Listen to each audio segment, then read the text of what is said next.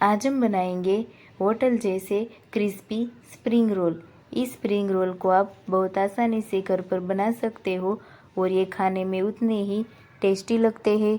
Spring roll बनाने के लिए सबसे पहले हम उसका स्टफिंग तैयार कर लेंगे।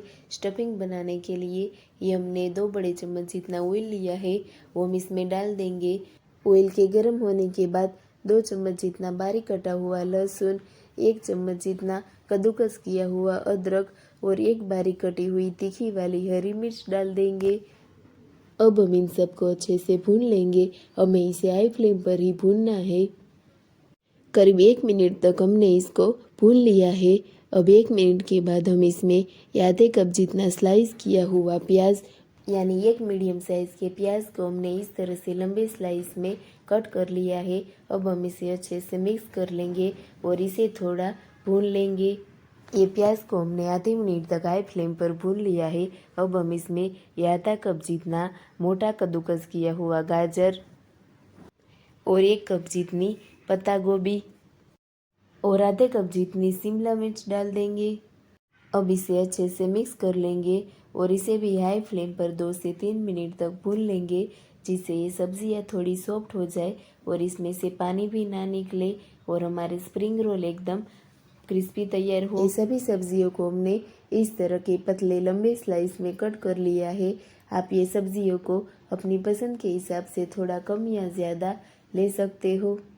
अब 2 से 3 मिनट के बाद आप देख सकते हो कि ये सब्जियाँ थोड़ी सी सॉफ्ट हो गई है।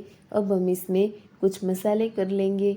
आधे चम्मच जितना काली मिर्च का पाउडर, 1 बड़े चम्मच जितना रेड चिली सॉस और 1 चम्मच जितना टोमेटो केचप डाल देंगे और स्वाद के अनुसार नमक डाल देंगे। नमक हमें संभाल कर लेना है क्योंकि चिली सॉस और टोमेटो केचप में भी नमक होता है। अब हम इन सबको अच्छे से मिक्स कर लेंगे और इसे करीब आधे मिनट तक भून लेंगे। अगर आपके पास रेड चिली सॉस नहीं है तो आप 2 से 3 सूखी लाल मिर्च को 10 मिनट के लिए गर्म पानी में भिगोकर बाद में उसको मिक्सी में डालकर उसकी पेस्ट तैयार करके इसमें डाल सकते हो। अब हम इसमें थोड़ा हरा धनिया डाल देंगे और फिर से इसे अच्छे से मिक्स कर लेंगे।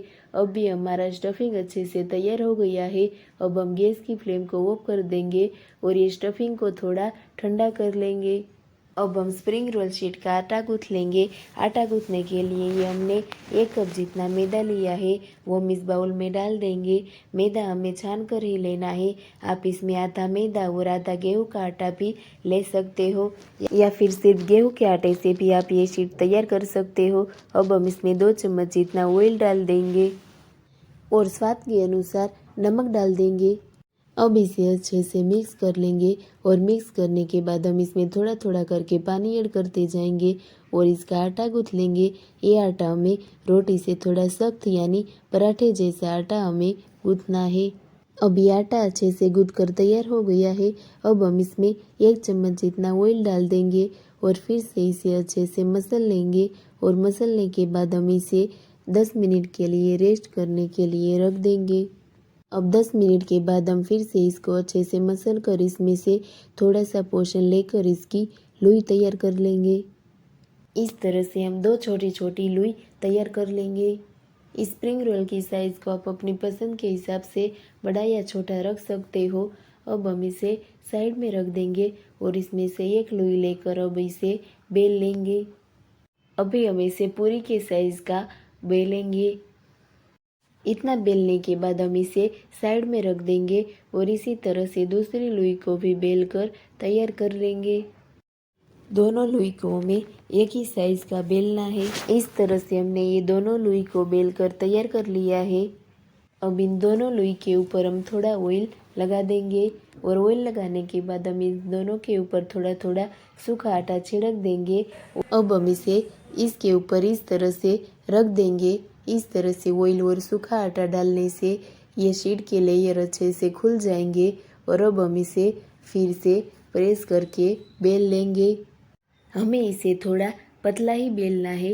दोनों साइड से पलट कर हम इसे बेल लेंगे जिससे ये शीट दोनों साइड से एक समान तैयार हो। इस तरह से हमने इसको इतना पतला बेल लिया है। अब हम इसे एक प्लेट में रख देंगे और इसी तरह से दूसरी शीट भी तैयार कर लेंगे। ऑयल और सूखा आटा डालने के बाद इसे भी इसके ऊपर इस तरह से रख देंगे और हल्का प्रेस करके इसे भी पतला बेल लेंगे। ये दूसरी स्प्रिंग रोल शीट को भी हमने बेल कर तैयार कर लिया है। इस तरह से हमने ये सभी स्प्रिंग रोल शीट को तैयार कर लिया है। अब हम इसे सेक लेंगे। अब तवे के गर्म होने के बाद इस पर हम ये स्प्रिंग रोल शीट को रख देंगे और इसे मीडियम फ्लेम पर सेक लेंगे। एक साइड से थोड़ा सीखने के बाद हम इसे पलट देंगे। हमें इसे बहुत ज़्यादा नहीं सेकना है। इस पर हल्की सी डिज़ाइन आ जाए और ये लेयर अलग हो जाए तब तक हम इसे सेक लेंगे। इस तरह से हाथों से या कपड़ों से थोड़ा प्रेस कर कर इसे सेक लेंगे। अभी आप देख सकते हो कि थोड़ा सीखने के बाद इसके लेयर अलग होने लगे हैं। इतना ही हमें इसको सेकना है। इस तरह से ये दूसरी स्प्रिंग रोल शीट को भी सेक कर तैयार कर लेंगे और इसे भी इस तरह से दोनों साइड से पलट कर अच्छे से सेक लेंगे। सीखने के बाद इसे भी हम एक प्लेट में निकाल लेंगे।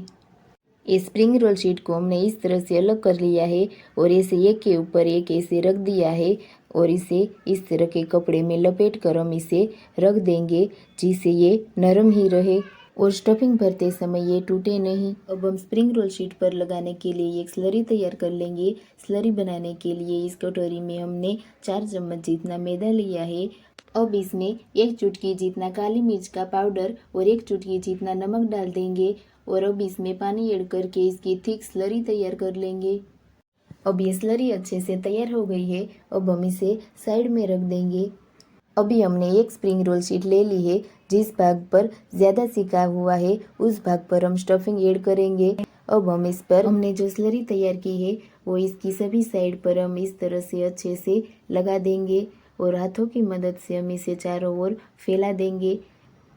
इस तरह से चारों ओर स्लरी लगाने से हमारा स्प्रिंग रोल एकदम अच्छे से सील हो जाएगा और फ्राई करते वक्त ये खुलेगा नहीं।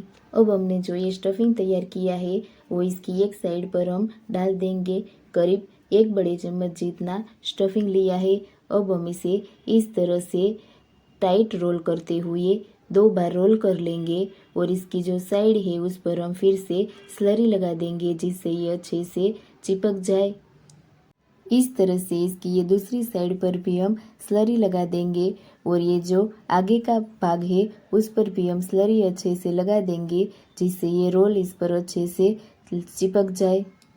अब हम इसे इस तरह से इसके ऊपर लगा देंगे। ये दूसरी साइड से भी हम इसे लगा देंगे। अब हम इसका अच्छे से रोल तैयार कर लेंगे। आप देख सकते हो कि हमारा स्प्रिंग रोल बनकर तैयार हो गया है। अब हम इसे एक प्लेट में रख देंगे।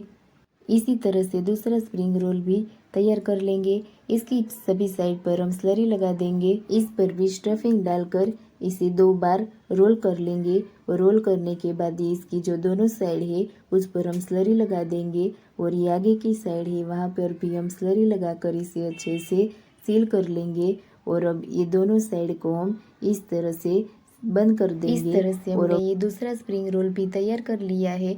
अब हम इसे भी एक प्लेट में रख देंगे और इसी तरह ये सभी स्प्रिंग रोल हमने तैयार कर लिए हैं। अब हम इसे फ्राई कर लेंगे। फ्राई करने के लिए हमने ऑयल को पहले से ही गर्म करने के लिए रख दिया था। ऑयल के गर्म होने के बाद हम इसमें ये स्प्रिंग रोल को फ्राई करने के लिए डाल देंगे। हमें ये स्प्रिंग रोल को मीडियम फ्लेम पर ही फ्राई करना है। एक साइड से थोड़ा फ्राई होने के बाद अब हम इसे पलट देंगे और इस तरह से ये दोनों साइड हल्के से गोल्डन ब्राउन हो जाए और क्रिस्पी हो जाए तब तक हम इसे फ्राई कर लेंगे।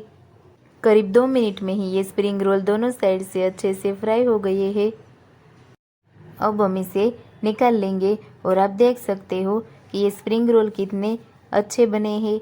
अब हम इसे एक प्लेट में रख देंगे और इसी तरह दूसरे स्प्रिंग रोल भी फ्राई करने के लिए डाल देंगे। अब ये दूसरे स्प्रिंग रोल भी दोनों साइड से अच्छे से फ्राई हो गए हैं। अब इसे भी हम एक प्लेट में निकाल लेंगे और इसी तरह से सभी स्प्रिंग रोल को फ्राई करके तैयार कर लेंगे। अब ये स्प्रिंग रोल को हम इस प्लेट में सर्व कर देंगे। देखते हो कि हमारे स्प्रिंग रोल कितने क्रिस्पी तैयार हुए हैं। इस तरह से ये स्प्रिंग रोल को आप बड़ी आसानी से घर पर बना सकते हो। ये स्प्रिंग रोल को हमने टोमेटो केचप के साथ सर्व किया है। अगर आपको मेरी ये रेसिपी अच्छी लगी हो तो वीडियो को लाइक, शेयर और मेरे चैनल को सब्सक्राइब ज़रूर कीजिएगा जिससे कि ऐसे ही नए वीडियो आपको मिलते रहे।